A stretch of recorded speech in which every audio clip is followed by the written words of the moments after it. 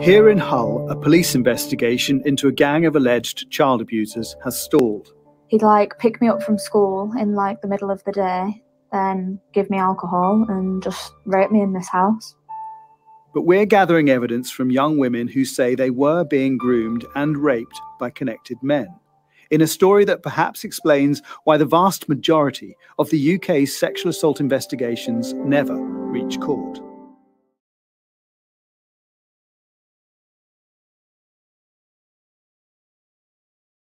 How can you do that? If that was her daughter, would she be doing that? She'd be up here right now. Exactly. So let's get the race thing out the way, because it's not about that. It's about the abuse, isn't it? It's about protecting children. Can I ask you, Karen? I've known you quite a while. We've not spoken a while, but I know you've been very active over these years, and particularly when I first met you. What do you feel now? What have you learned, and where do you think we are now as opposed to when you first started? Not much further, sadly, I don't think. With regards to the action, or the inaction, I should say, of police, government, social services, because it's still happening. I mean, what changes have there been? None really, because we're standing here again today. We're standing. You're welcome, my darling. Thank you. Very brave. Well done. We're still standing here. It must have been hard. I don't want to get you on camera unless you want, but it must have been hard for you to do that. 3 o'clock this morning, did you confirm? Was that right? Did I hear? I haven't been to sleep yet. I need to go to bed. Oh, I bet you need to catch up. You deserve some rest.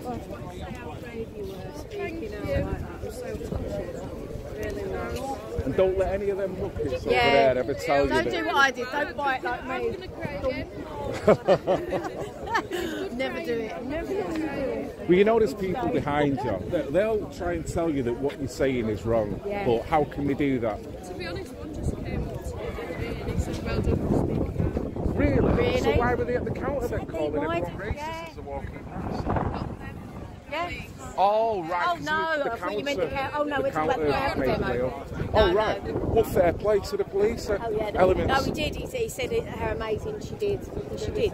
Yes. Because it takes a lot to be able to stand up and talk about things like that. Because it's very personal to you. Exactly. Yeah. Alongside the threats, there's also a kind of brainwashing. Sometimes Anna thinks the men love her. She seems wired to their control. In her diary, she says she feels like she's living a double life and is controlled like a puppet. Yeah, in the light of people telling that you're wrong and you shouldn't be doing it, it's harder to stand up and have the strength. You're right on your side, and people here can see it. Yeah, I have spoken to this guy.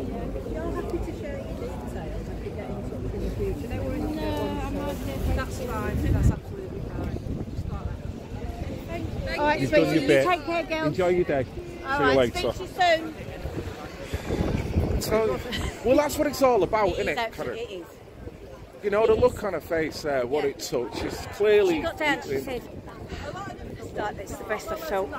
Really? In ages. She said, I feel so empowered. You could see she was empowered by that. And, you know, she said, I've just been able to speak about it. And if there's anything that's come from today, that's what it's about. Yeah, that's empowering what it's about. We shouldn't have to be here. Why are we still here? Why are we still having to do this all these years later? You know, a lot of people sort of go, oh, why do girls go back to these guys? Why do they keep going back? Was it purely fear? So, the main thing that was in my head was, if I don't do this, something worse is going to happen. And it's just the whole cycle you're in. It's hard to get out of. You just normalise to it. And no one was offering us help to get us out of it. So you kind of think, well, it can't be that bad if no one's bothered. A survivor should not be politicised. A survivor is a survivor. Exactly. There's no paradigm attached to this. It's a heinous crime, full stop. You know, and we can see that. Why can't they see that? They should be in the crowd with us saying, this is wrong. This is wrong. Let's hold council and social services to account on their failures. Not countering us and saying you're a racist or that. Oh, I get it. I can't even, you can't get the words out because it just... It's true. Yeah. really does get me. I get people being worried about the jobs and the career, but to me, I would class it as right now, with what's going on in the world on multiple issues, there's a lot of professional cowardice. Yeah. People don't want to say nothing because they're scared, and I get it. But you've got to walk that walk if you want to make the change. And that was part, I did have a speech for it. I never end up reading them because I'll just end up going on. But that is the point as well.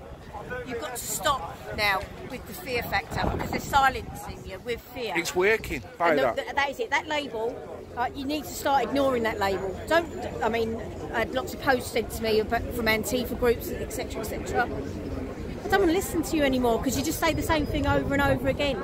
You know, I'm not scared of you. We're not scared of you anymore. You know, your labels are not going to work because we can't be silent about this anymore. Sure. We have to start speaking up, protecting these girls because it's happened all the years in the past and it's still happening now. So are we going to let it keep going on? You know.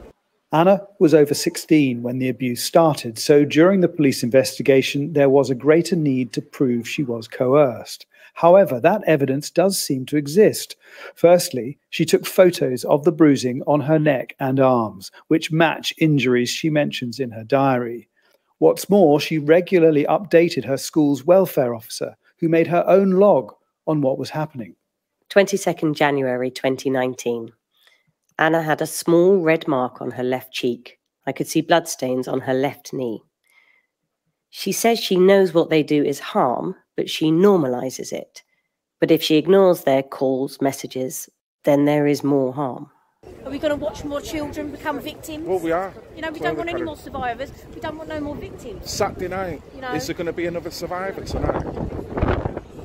We know, we know it's happening right now. We know we're standing here in the middle of the hole, and we know there's a building somewhere where there's a child being raped and abused. And I'm not even going to use the word grooming because it's too soft around the edges. Let's say it for what it actually is: child rape. There are grown men out there raping children, as young as 9, as young as 11. You know, and this is what I said about they could bring thousands of tickets. What's the point of that? Because we're going to go home at the end of it, and you're the people that are going to be left here in towns and cities. So it's communities that need to come together. And they say about it takes a village to raise a child.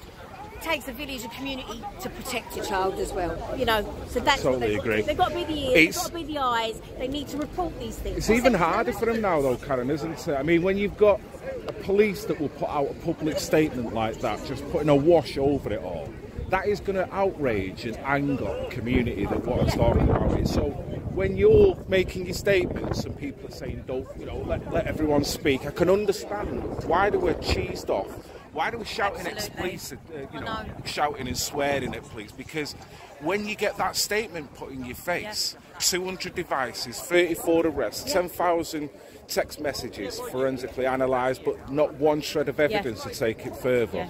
And then they've got the cheek at the bottom to say, I can understand your frustration. Can you really? Over the course of 18 months, there are 290 logs, mostly referring to concerns about child exploitation. Anna's teacher sees messages saying, I'll actually kill you, don't ignore me, from a man who's been outside school. That's what the predator will be doing, watching, you know, where they are, what they're doing. Anna provided over 1,000 pages of evidence, which we've shared with former police chief and one of the UK's leading investigators into child exploitation, Jim Gamble.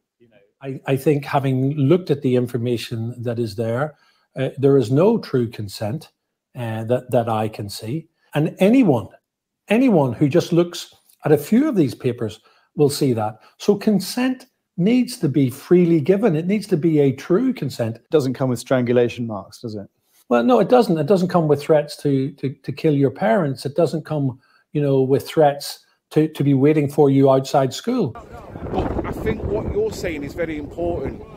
We've somehow got to move beyond being outraged, move beyond blaming the lower levels, and probably getting them to realise that they're going under this professional cowardice by doing the job, seeing it's a problem, but then allowing the ones upstairs to dictate and shut it down. Absolutely. I'm sure they didn't join the force to you know, watch all these things happen in front of them. Yes. You know, and to be silent, because they're being silenced as well. No doubt. You know, they're being told, you can't speak about this, you know, don't say that, it might cause uproar, you might get labelled a racist. I'm sure they're dealing with the same Imagine thing what that it's we're like dealing with, you know. on every level.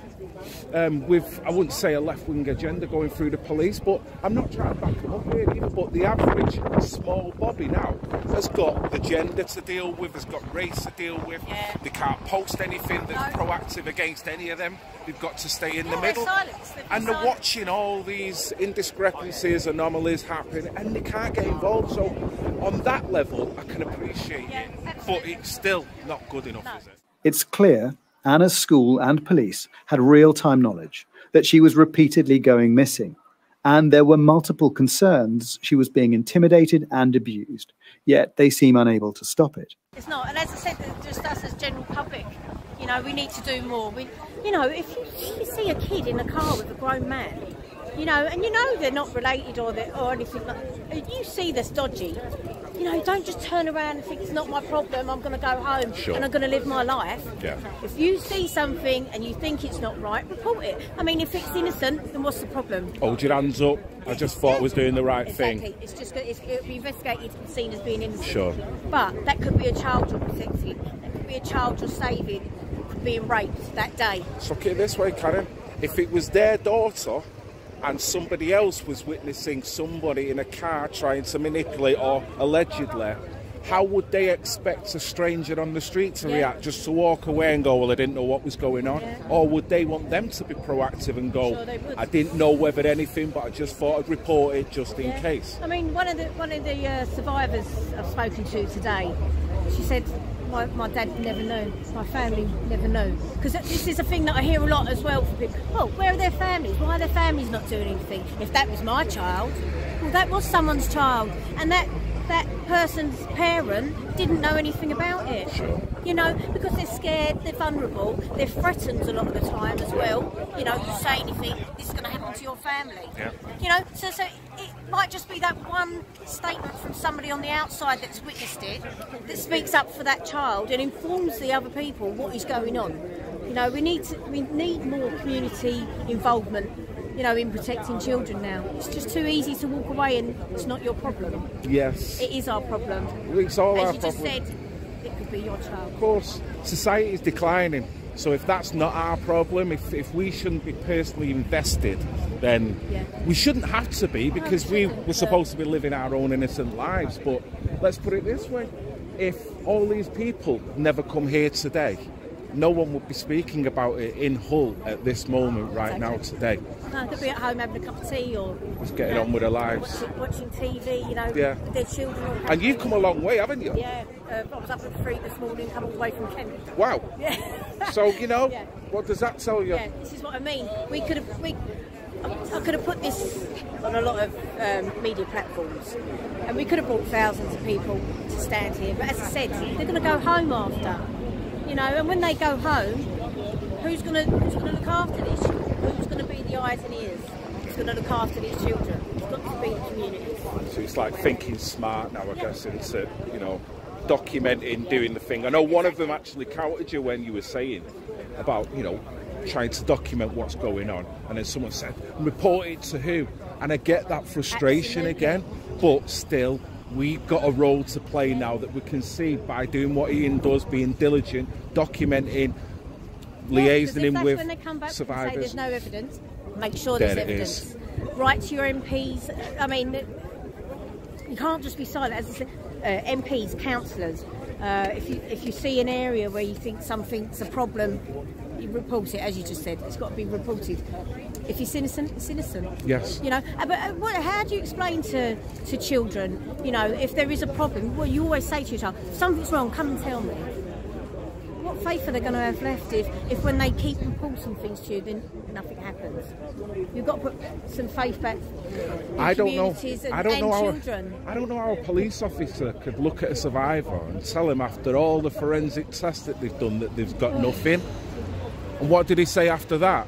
Just go home, if it happens again, let us know. I mean, what do you do with that? know. And if I was the father of the daughter, that I'd know how I'd feel. So I don't need that to happen to me in order for me to come to Hull and support the cause. It's just a giving, really. It's happening too prevalently around the country. It is, and you've been there. You've been all over the country, same as I have. Yeah. And nothing's changed. Nothing's changed. Apart from the resilience of people who want to talk about it, that's not dying. No. And well done to you for doing what you've done today. Oh, no. Yeah, speech went out the window, but sometimes your emotions get the better of you. Yeah. But I think so what you've hard done sometimes, when you're watching, and especially when you've got a survivor at your side, and you're just like, you shouldn't have to be here. I shouldn't have to be here. You shouldn't have to be here. Yeah. But she's glad that we are. We'll travel the country and we'll continue doing what we do. Yeah. If it saves another child. So what's your next plan then? Have you got any more events lined up, or have you got anything in the pipeline? Not at the moment. Right. Not at the moment, but obviously every single day will be about bringing awareness to people, putting it out. Even though we're silenced on media platforms, as you know yourself, that's why we have people like you.